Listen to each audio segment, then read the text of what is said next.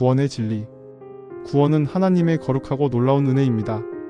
우리가 아무런 자격이 없음에도 불구하고 전적인 하나님의 주권적인 사랑과 자비하심으로 값없이 주어지는 선물입니다. 이 구원은 단 한 번의 사건으로 끝나는 것일까요? 성경은 이에 대해 더 깊은 진리를 제시합니다. 즉, 구원은 회개와 믿음에서 시작되는 중대한 여정이며 이 시작은 구원의 문을 열어주는 핵심적인 열쇠입니다. 그러나 구원은 단순히 거기서 멈추지 않습니다. 구원은 우리의 전생에 걸쳐 지속적으로 이루어지는 삶의 과정이며 우리는 이 과정을 통해 끊임없이 변화되고 성숙해집니다. 진정한 구원을 경험한 자는 성화의 길, 즉 하나님의 거룩하심을 닮아가는 과정을 걷게 됩니다. 하지만 성경은 이 길에서 벗어나는 것에 대해 강력하게 경고하고 있습니다. 단 한 번 받은 구원이 영원히 보장된다는 주장은 성경의 여러 구절들과 충돌하며 이는 매우 위험하고 잘못된 해석으로 이어질 수 있습니다.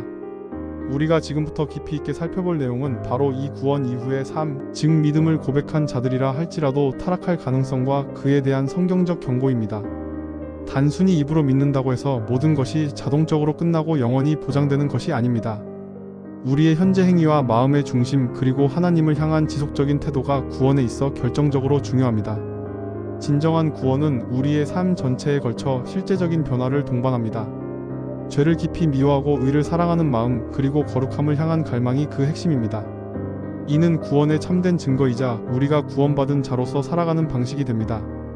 이러한 변화가 없는 믿음은 형식적인 믿음일 뿐입니다. 2. 회개와 죄의 즐거움. 구원은 진정한 회개에서 비롯됩니다.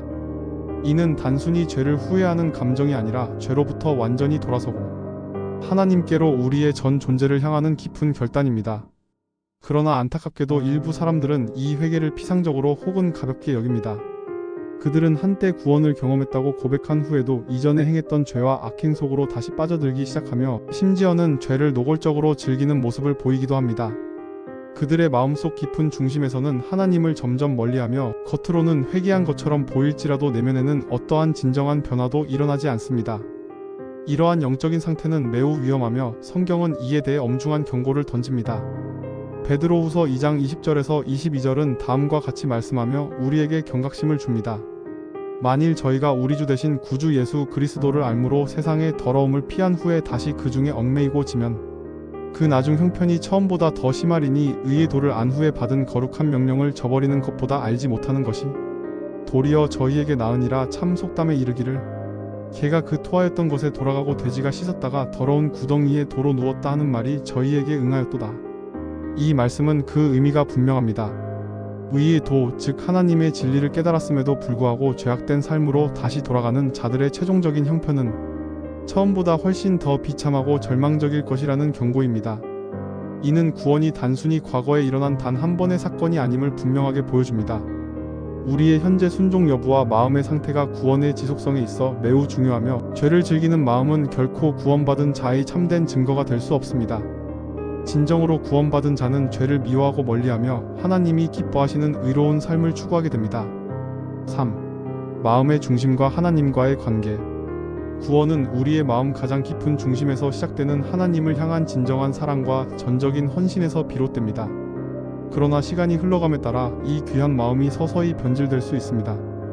우리는 영적인 게으름에 빠지거나 세상의 유혹에 눈이 멀어 하나님과의 친밀한 관계를 소홀히 하기 시작할 수 있습니다. 그 결과 마음의 중심에서 하나님을 점차 멀리하게 되고 우리의 삶에서는 형식적인 신앙생활만이 껍데기처럼 남아버리는 비극적인 상황이 발생할 수 있습니다. 마태복음 7장 21절은 이러한 위험한 상태에 대해 분명하게 경고합니다. 나더러 주여 주여 하는 자마다 천국에 다 들어갈 것이 아니요 다만 하늘에 계신 내 아버지의 뜻대로 행하는 자라야 들어가리라. 이 말씀은 우리에게 매우 중요한 교훈을 줍니다. 단순히 입술로 주여 주여라고 고백하는 것만으로는 결코 충분하지 않습니다. 하늘에 계신 아버지의 뜻을 따라 행하는 삶, 즉 순종하는 삶이 구원에 있어 필수적이라는 것을 강조합니다. 우리의 마음의 중심은 항상 하나님께 확고히 고정되어 있어야 합니다. 마음의 중심이 하나님으로부터 멀어진다는 것은 우리가 구원의 길에서 서서히 이탈하고 있다는 심각한 경고 신호입니다.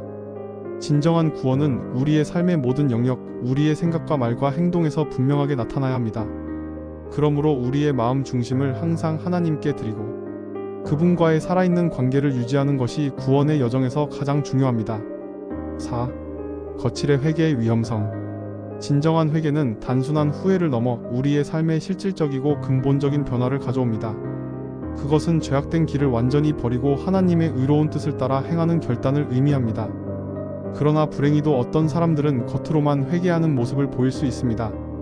그들은 사람들 앞에서는 경건하고 독실한 신앙인인 것처럼 행동하며 심지어는 종교적인 의무를 철저히 이행하는 것처럼 보입니다. 하지만 그들의 마음속 깊은 곳에서는 여전히 죄를 은밀히 품고 있거나 심지어는 죄를 즐기는 이중적인 삶을 살아갑니다. 이러한 거칠의 회개는 하나님 앞에서 심각한 위선이며 매우 위험한 결과를 초래할 수 있습니다. 왜냐하면 하나님은 우리의 겉모습이 아닌 우리의 마음 가장 깊은 중심과 진정한 동기를 보시기 때문입니다. 히브리서 6장 4절에서 6절은 이러한 거칠의 회개의 위험성과 그로 인한 치명적인 결과를 엄중하게 경고합니다. 한번 비침을 얻고 하늘의 은사를 맛보고 성령에 참여한 바 되고 하나님의 선한 말씀과 내세의 능력을 맛보고 타락한 자들은 다시 새롭게 하여 회개케 할 수 없나니 이는 자기가 하나님의 아들을 다시 십자가에 못 박아 현저히 욕을 보임이라. 이 구절은 우리에게 엄청난 충격과 두려움을 안겨줍니다. 한때 하나님의 빛을 경험하고 하늘의 은사를 맛보았으며 심지어 성령에 참여하고 하나님의 선한 말씀과 내세의 능력을 체험했던 자가 타락했을 경우 다시는 회복될 수 없다는 무서운 경고입니다. 이는 겉으로만 회개하는 척하며 실제로는 죄악을 품는 것이 얼마나 치명적인 결과를 가져올 수 있는지를 분명히 보여줍니다. 진정한 회개는 우리의 마음이 변화되고 삶의 방향이 하나님께로 온전히 향하는 것을 의미합니다. 겉으로만 꾸며낸 신앙은 하나님 앞에서 아무런 의미가 없으며 오히려 더 큰 심판을 초래할 수 있습니다. 그러므로 우리는 항상 진실된 마음으로 하나님 앞에 서야 합니다. 5. 구원의 상실 가능성. 성경은 구원이 한 번 주어지면 영원히 보장된다는 주장에 대해 강력한 반론을 제기하며 오히려 구원의 상실 가능성을 분명하게 시사합니다. 우리가 앞에서 살펴본 히브리서 6장과 베드로후서 2장의 말씀들이 바로 그 핵심적인 증거들입니다. 이 구절들은 단순히 일반적인 경고나 추상적인 교훈이 아닙니다. 이들은 구원받았다고 고백하는 자들에게도 실제적인 영적 위험이 존재하며 그들이 믿음에서 떨어져 나갈 수 있음을 명백히 보여줍니다. 구원은 이례적인 과거의 사건으로 끝나는 것이 아닙니다.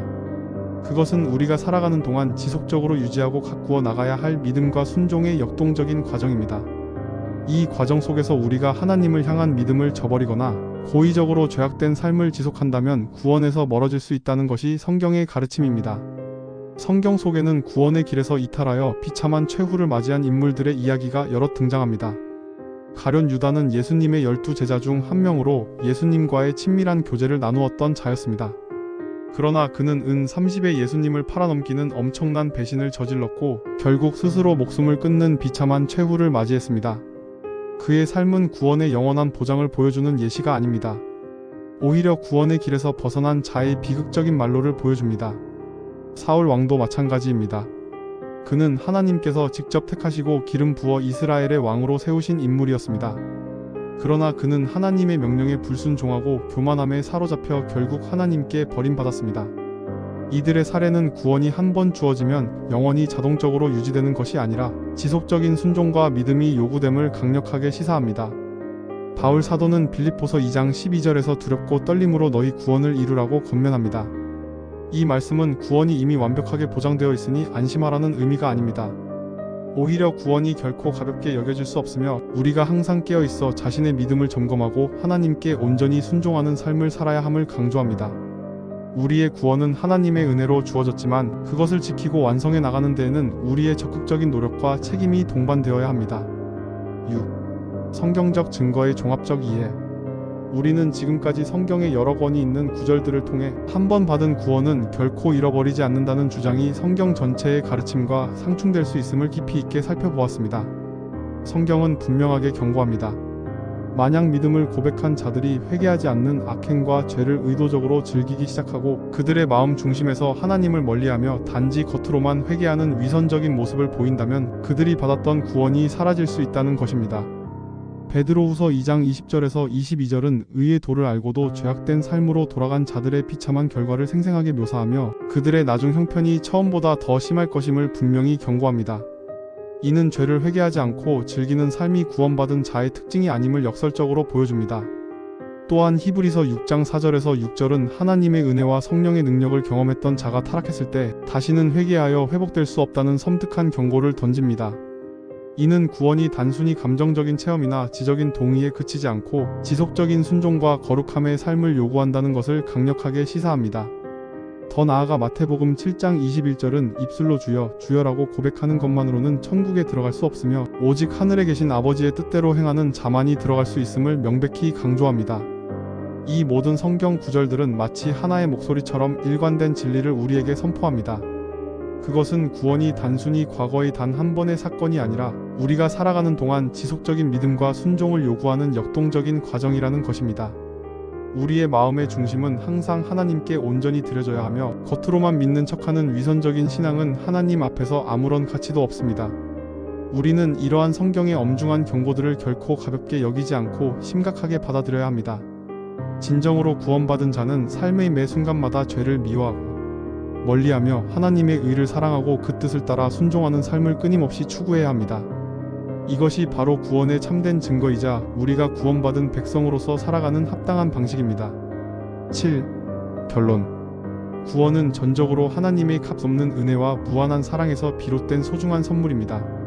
그러나 이 선물을 온전히 누리고 지키기 위해서는 우리의 책임과 의무가 뒤따라야 합니다.